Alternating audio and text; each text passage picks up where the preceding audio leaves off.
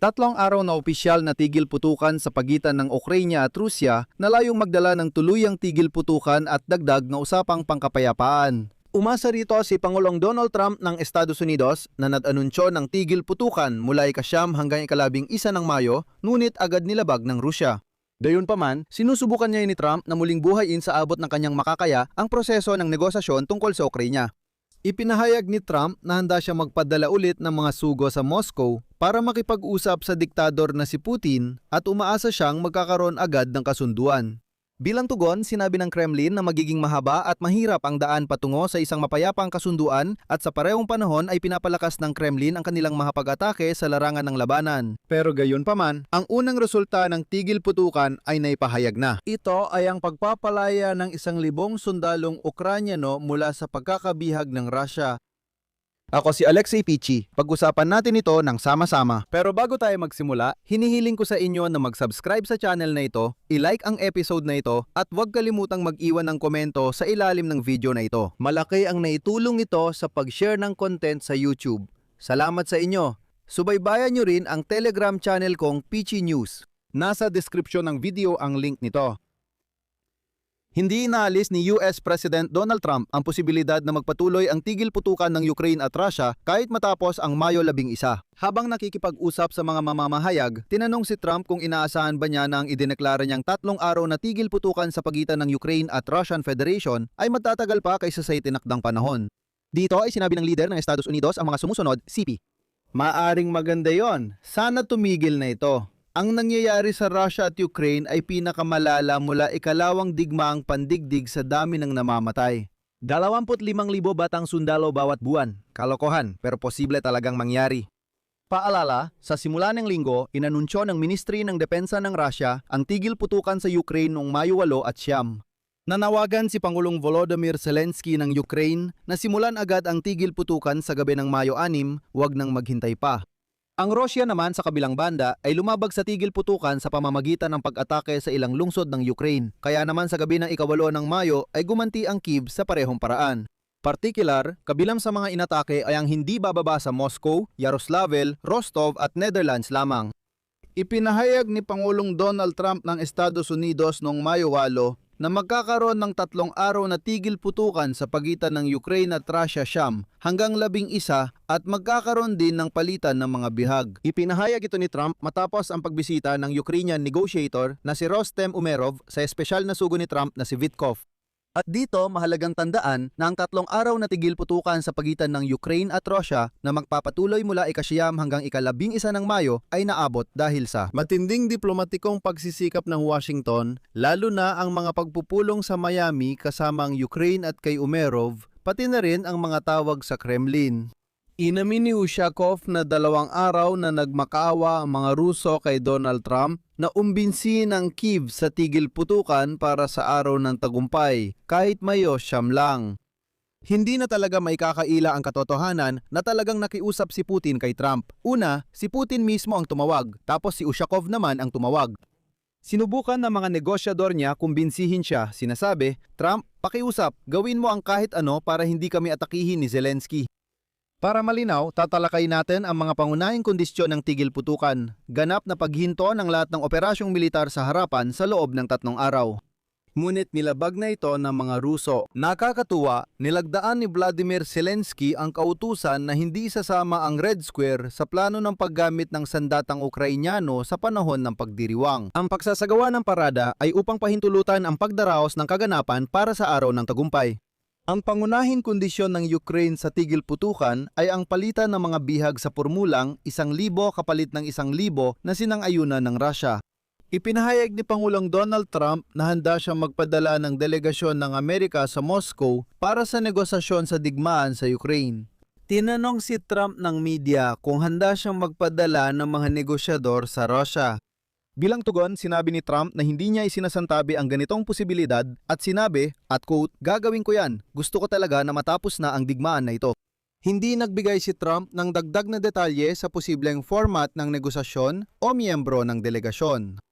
Dapat ding tandaan na sinabi ni kalihim ng Estado ng Amerika, Marco Rubio, na aalis na ang Estados Unidos sa negosasyon. Ipinahayag ni Rubio na ang mga negosasyon ay napunta na sa deadlock kahit na mahalagang banggitin dito ang pagsasalin dahil ginamit ni Rubio ang terminong stagnated. Ibig sabihin, pagbagal o paghinto ng progreso. Sabi niya, naglaan ang administrasyon ng Estados Unidos ng oras at pagsisikap para sa kompromiso, pero matigas pa rin ang mga panig sa kanilang posisyon. Direkta niyang sinabi na kung walang agarang progreso, handa ang Estados Unidos na magpatuloy at ituon ang pansin sa ibang pandigdigang hamon. Ang pariralang hindi ito ang aming digmaan ay nagbigay diin sa ayaw ng White House na makilahok sa walang katapusang at walang bungang proseso.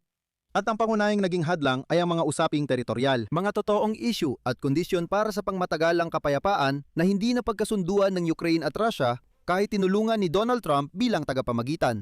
Sa kabila ng pahayag, nananatiling taga-garantiya ang Estados Unidos sa pansamantalang makataong tigil putukan noong Mayo 9, 10 at 11 at sa malawakang pagpapalitan ng mga bihag. Gayunpaman, ang pampulitikang papel ng Washington sa pag-abot ng kapayapaan ay pansamantalang ipinanpaliban na yon.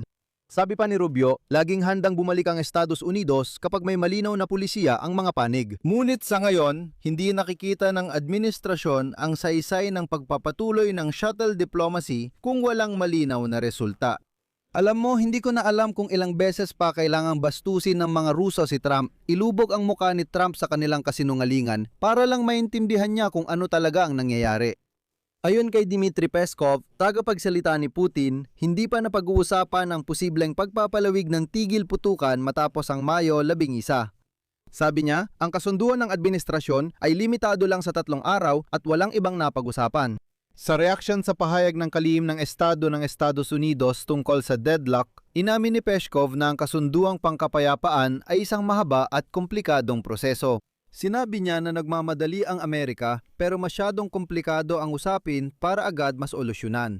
Ibig sabihin, patuloy na magpapaliban ang Kremlin at palalabasin si Trump na tanga. Dahil dito, ang pampulitikang dialogo ay nasa hangganan, hindi pa bumabagsak. Ang sinabi ni Mark Rubio ukol sa pag-alis sa negosasyon ay nagpapakitang nabigo agad ang plano ni Trump para sa komprehensibong kasunduang pangkapayapaan. Ngayon, ang diplomasya ay nakatuon na sa mga partikular na usaping makatao.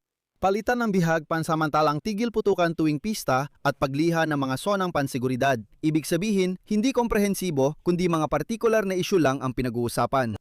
Pinapakita ng Estados Unidos ang estratehiya ng pagpuwersa dahil ang pahayag ng deadlock ay pagtatangka ni Trump na pilitin sina Zelensky at Putin na maging mas mapagkasundo sa banta ng pagkawala ng Amerikanong pagmamamagitan.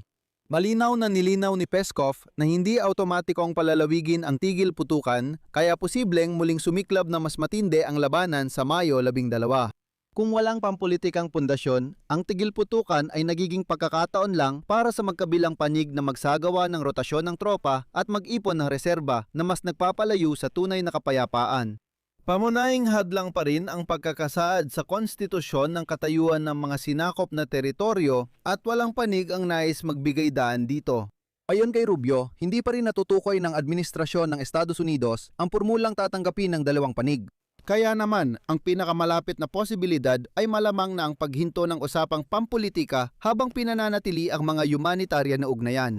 Malamang, babalik ang digmaan sa mga nakapirming posisyon pagkatapos ng Mayo 11 maliban kung may mangyaring bago matapos ang tigil putukan. Isang biglaang pag-usad sa mga saradong konsultasyon sa Miami kahit na sa ngayon ay walang anumang palatandaan na mangyayari ito.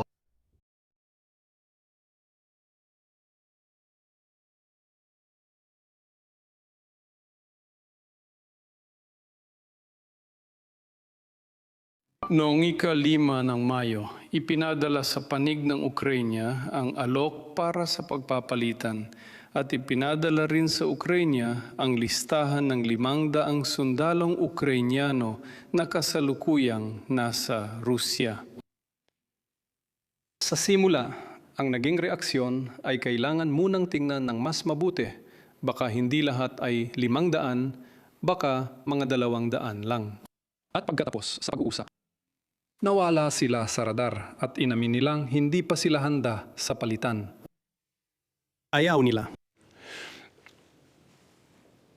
Wala pa ring anumang alok na dumating sa amin sa kasamaang palad. Maglalagay ako ng ellipsis at ipapaalam ko sa mga nanonood na nagsasalita ng Ukranyano sa YouTube channel na ito na may bago akong channel na gabi-gabi ay may eksklusibong buod sa wikang Yano tungkol sa mga paksang Ukranyano. Kaya kung mas gusto ninyong makinig ng balita sa wikang Ukranyano, iiwan ko ang link sa description ng video na ito papunta sa bagong YouTube channel na Oleksii Pichi at Pitsumki.